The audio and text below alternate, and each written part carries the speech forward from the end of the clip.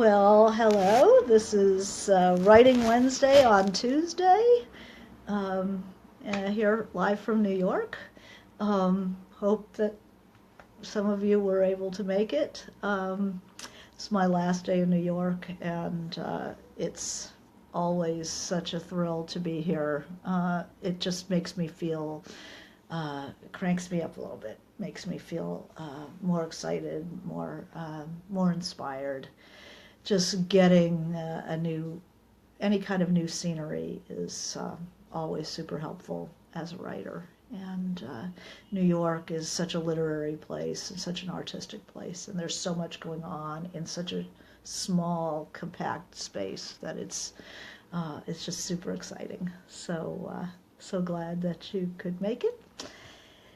And I thought what we talk about today is the care and feeding of artists. I thought that, but I thought I would first answer some of the questions that people had for me, seeing that I'm on Tuesday night because I'm flying tomorrow. And the first question that I had was somebody Tina is working on a story where my main characters are inanimate objects. I was wondering how I can bring them to life without giving them human qualities, or is that unavoidable? That's super interesting question. There is bringing them to life. Well, inanimate objects brought to life are going to have some sort of animate qualities. They're going to, if you're writing about them, they're going to have some sort of desires. They're going to have some sort of personality. Or they wouldn't be characters. They would just be beds and tables and chairs. So you don't want to give them human qualities, but you want to give them some sort of animate qualities. One of the best, most wonderful books about surprising characters is a guy named, I think it's Stephen Werber, Werber, called The Empire of the Ants. And all of the characters are ants. And he's an entomologist, and he knows a great deal about ants. And he is able to write a whole book with ant protagonists, 3 ants. And they are not at all human. They are ants, and with ant desires and ant needs and ant conflicts. So they are very much animate, but you need to have some sort of desire, some sort of conflict. They need to, if they're animate, they have to have some characteristics of life. So yes, I think you can do it, but you have to really think through, if it's an inanimate object, what sort of desire does a coat have? What sort of desire would a chair have? And work it through logically. I think it can be done. It will take a lot of originality, which is not a bad thing in fiction. So but check out Empire of the Ants. It will kill you. Here's one, Wayne Cline. Hey, Wayne. What good ways could you suggest for a story writer to engineer audience rooting interest? So this is the question of how we care about characters in your story. And there are 2 ways you quote-unquote root for a character, things you care about a character. You can either sympathize with a character, find things in them that are similar to you, your aspirations, your vulnerabilities, or they can be someone who you just find fascinating. They can be horrible, but you can't stop watching them, like Humbert in Lolita. We're sort of rooting for him, even though he's horrible. We don't want him to win. We don't want him to really win, but he's so interesting. We are following him anyway.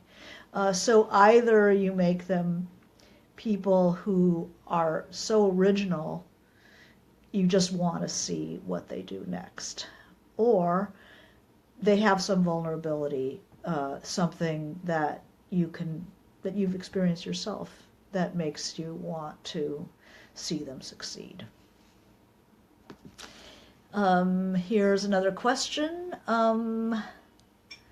Let's see. This is a good one about the care and feeding of writers. This is from Peggy. How do you keep writing when the world is being dismantled? Well, there are two approaches to this. There are probably more than two. But two approaches to this. One is you write about what's happening. You write about politics. You write about what is actually happening now. Or you write what you are intending to write anyway, and trust that if you are expressing your concerns deeply enough, you are living in time. Nobody can avoid living in time. Nobody can avoid living in history. And as you write about your own personal situation, what your own concerns, you will be embodying your times, whether you choose to or not. So I think that if you're living in soul-crushing times, to allow some of that soul-crushing into your work. It doesn't have to directly solve the problems. It could just be what you're hearing over the news as you're having the argument with your husband or wife or whatever, and the times start coming through. It's very hard to write about things that have nothing to do with your own political moment. So how do you keep your soul from being crushed? Another question. I have started reading about Stoicism. Never a philosophy that interested me when I was in school. It seemed really boring and drab, and I was much more interested in other philosophies. But Stoicism is basically, I return to it when I have been so crazy lately that I couldn't get any work done at all. And there's a piece on my website, if you want to take a look at it, about my becoming interested in Stoicism. And the basic tenet of Stoicism was that they felt that a person could only control themselves. The Romans lived in horrible times. People were horrible. Their politics were particularly horrible.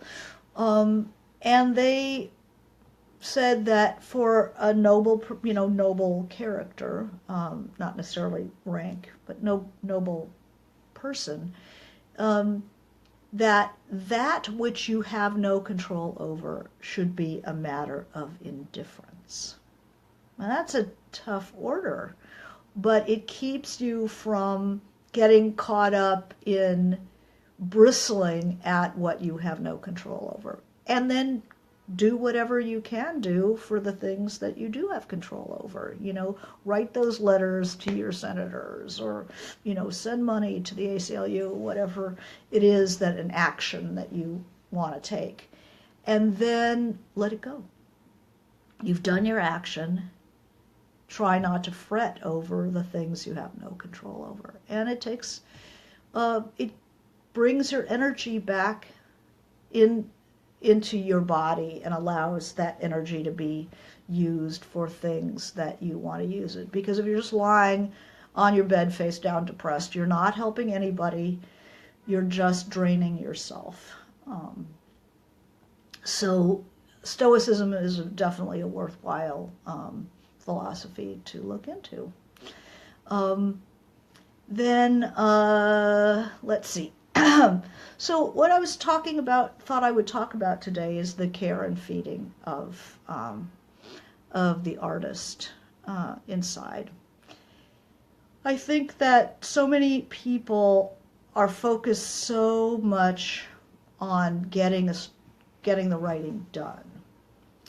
That we don't stop to build the inner life of the writer. Not just journaling, but really feeding ourselves, not just chewing on yourself, which is a lot of what journaling is. And I journal myself, so I can speak to that. But how do you feed the artist inside? Well, one of the things that I've noticed is people who tend to be producing work of the same caliber over and over, and they don't seem to be getting any better. They're not taking on new information. They are just trying to pull more out of themselves when nothing's going in. And it's like mineral depletion. You'll suck the minerals right out of your own bones if you're not adding new material to your structure, to yourself. During the Russian Revolution, the poet Mayakovsky got in a big argument with the socialist realists because he championed the avant-garde in art, which was thought of as elitist. The average person doesn't want to read avant-garde poetry. They don't get it, they don't want it. And so the powers that be said, well, let's just get rid of this, because the average worker does not care about avant-garde art. It's elitist, not for them. And Mayakovsky, who very much cared about the average person and giving his poetry to them, said that he argued to allow the avant-gardists to continue to publish, that he said there is poetry for the consumer and there is poetry for the producer. And he argued that the producer, the poets, needed the avant-garde poetry so that they could nourish themselves with this very new material and then process it in their own way so they had something to give the consumer, the average poetry consumer, who could have been a factory worker or whoever. But without that extra nourishment of exposure to the new and strange and startling, that isn't really all that available to the average consumer of literature. That this is how the producer reinforces himself or herself. And that as writers, as artists, we have to look at what is going to nurture us so that we can process and have new material, new nutrients, new ideas, new forms to kind of pollinate what we already come with. And I think that many people do not challenge themselves enough to read more avant-garde work. Once you've decided to be a writer, you really owe it to yourself not to just read for pleasure anymore, not to be a consumer. You're no longer a consumer. You are a producer. And you owe it to yourself to pollinate with all kinds of weird things that you wouldn't necessarily have thought of yourself. Not just seek out the things that please you, because actually you get the least ideas from the things that please you, because you just enjoy them. It's the odd flavor that you stop and you go, oh, that's weird. Let's try that again. What do I think of that? The thing that is not your natural pleasure zone is where you're going to get the ideas from. So read things you're not used to. Read things that you normally wouldn't read. Read something that seems really bizarre. In the literary journals, there's an incredible amount of interesting writing. Things that you probably wouldn't have thought of yourself, things that maybe you would never have written yourself. But ideas that will stimulate and feed your own process. Here in New York, I've seen plays that we saw two plays, both of which I'm not a playwright. I'm not interested, I'm not going to be writing plays. But I got such ideas. I saw Three Tall Women by Edward Albee, and I saw a modern production of Yerma by Lorca, and it had been transposed into modern life, and thematically was the same, but it was really innovative, the way they staged it and the way they presented it. The first one of the things that I saw, and you can read the Albee play if you can't get to New York, which, who can? I mean, many people do, of course, but, I think of myself as a young writer, good luck. I wasn't going to New York. I was a typesetter in Portland, Oregon. But I could definitely go to the library and read an Albee play. And this play, which seemed to be about aging, in the second act of a two-act, ended up having the same character played by three different women at three different ages, and they had a conversation together. And I thought, my God, what a great thing. You could use that all day long, having younger and older versions of your character talking to themselves, talking to one another, and the kind of things they would, what would they say? What would they argue? Would they, would people be angry at each other? Would they even understand each other? Oh my God, ideas just pouring in. The Yerma, the Lorca play, I love the intensity of it, but there were like 7 different acts, and they used Superscript, these monitors that had the titles, Chapter 1, Chapter 2, and then they would frame them almost like a silent picture. But what if you were doing, say, 7 scenes in a short story, and you could have anything in those titles? What would you have? I mean, it's a way that you get ideas from other things and you frame them up into your art, and getting some new ideas, getting some new oxygen in the water. I was just full of ideas after I'd seen both of them, of things short stories that I could see. I went to art exhibitions all week, and I got such ideas of things that I could write about. Let's see if I can get my notebook out of my suitcase. So you're going to see Andrew sitting here writing. I'm going to walk over him. But this is Writing Central, so this is what we do all the time. There's Andrew writing. Hi, Andrew. Let's see, where's my notebook? Here we go. So I've filled my notebook, and now I'm going to see some of the ideas that I was able to find.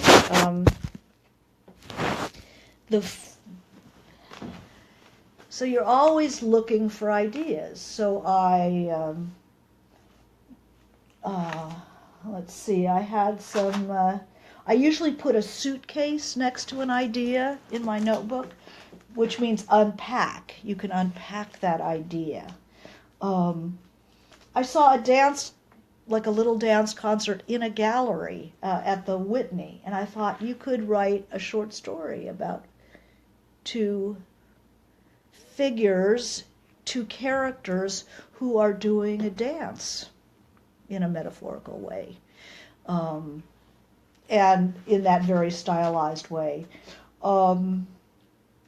There was one that was Zoe Leonard, was a photographer, and one of the wonderful things she had was a photo album of really period-looking photographs that were false. I mean, she was invented. It was an invented character, but with an actual biography with snapshots and like studio shots, and I thought, man, you could make the most beautiful short story or short piece about a character with these photographs. You could write that. I could write that. The fabricated biography is fantastic.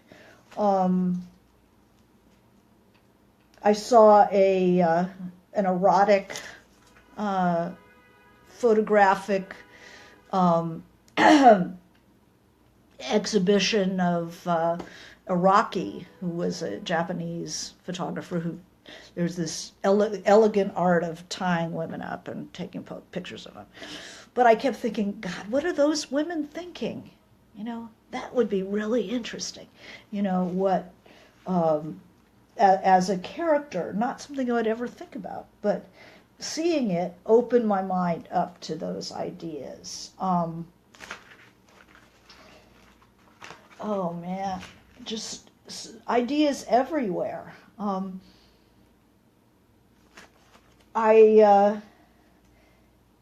me just see if but anyway, I get ideas for stories everywhere I go. I'm looking for the little suitcases, because those are always the possibilities. Short stories about people living in advertising world. I have a former student who I saw here who works in the world of the internet, it's kind of self-promotion, and a lot of work for writers. But I was thinking how interesting it would be to write a story about somebody working in that world who's going to a party, and it turns out it's not a party, it's a photo op, and working in that world, and trying to navigate the separation between what is advertising and what is life. And it gets very blurry these days if you're working in that world. I think that'd be fantastic for stories. So you expose yourself to other people's ideas, and you think, God, how would I work with that idea? How would I work with that, some bit of a play, some bit of an art exhibition. You're always looking to take in oxygen in the water, and it doesn't mean reading stuff that you like because you just read it and it's yummy and yum, yum, yum, yum, yum, and then there it goes. But really looking at things that are a little bit more difficult to consume. One of the great things in New York is a library called Poetry House. I just was there this afternoon. I always spend at least one afternoon there when I'm in New York. And Poetry House is a poetry library with 50,000 volumes of poetry, and tables and, comfy chairs and beautiful windows, so there's a great view, not necessary, but nice. But you take a poetry, like I take a journal, and I start reading the journal, literary journal. If you don't read the journals, there are a lot of ideas that you're not being exposed to. So I take a journal, I start reading it. I have a student who had a short story in Southern Review, who's just been chosen for Best American, Amy Silverberg. Yay! And so I read her story, but there were poetry in there, poets I hadn't heard of. And there was one that I really liked, a guy named Stephen Gibson, I believe. So I went into the stacks and I saw his poetry, his books, and now I have a new poet that I really like. So you can follow a train of interests. If somebody is good, don't just read one thing and go, okay, that was cool. I just ate those Doritos. But remember that person. Read some more of them. Follow that. And then looking at form, how do you keep your confidence? Is you keep ideas flowing. When you feel alive, when you feel like you're processing ideas, your work will go well. When you feel that you just don't have a fresh idea in your head, that's when I think, oh, maybe I should become, a psychotherapist or preschool teacher or something else, private investigator. But when I feel like new ideas are coming in and I'm processing them, then I never feel like quitting writing. I'm always excited to sit down and work. So that's Karen Feeding of the writer. Keep new ideas flowing. Read things you normally wouldn't read, things that are a little bit more avant-garde than you would normally produce yourself, and you get ideas that you would never have before. This sounds like a lot of work. I'm too lazy for all that. Well, that's, there's no harm in being a reader. Being a reader is one of the great pleasures of life. But most of the people here are looking to be writers. And it's hard to, when you're not in school, which, I didn't do a writing program. I was just looking to get bits and pieces wherever I could find them. So I was hoping that, just to get somebody would tell me something that would feed my process. And so I feel like I need to continue to pass that along. So poetry, music, dance, art, the other arts, and then just walking around. Boy, walking around New York, you see things, you see people, you think, God, what about that person? Where are they coming from? What were they thinking? Where did they just come from? So curiosity has a lot to do with it. And if you are, when you lose your curiosity, you're also losing some of your spark. So some of it is how do you, if you notice that you're no longer curious about people, that's when you need to find a way to spark that curiosity again. One of the things that my mom used to do when I was a little kid is we'd go somewhere and maybe have a hamburger afterwards, or we'd stand in line at the bank and she'd point somebody out. She'd say, tell me about that person. Where do they live? What do they do for a living? What's their name? Are they married? Do they have kids? What does their house look like? What's in their kitchen? And that's something that really can restore your curiosity about life, is to look at people and start creating a character from that guy sitting across from you in the subway. The hardest thing is to stay home in a room by yourself and try to come up with the stuff day after day after day. You do drain yourself, so you do have to get out and interact with outside reality. So anyway, that's tonight's Writing Wednesday on Tuesday.